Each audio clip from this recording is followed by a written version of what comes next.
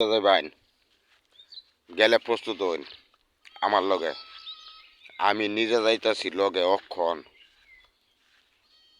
দিহি মুসলমান উপরে আক্রমণটা করে আইন জায়গা দরকার পরে নিজের জীবনটা নিজে দেয়া দেম, তারপরেও মুসলমানের উপরে আক্রমণ করতে দিতাম না। আর সব মুসলমান ভাই ও বোনদেরকে সকলকে জানাই আমার নেতার লাগা সবাই দোয়া করবেন। ইসলামী বীর সে, তার জন্য সকলে দোয়া করবেন।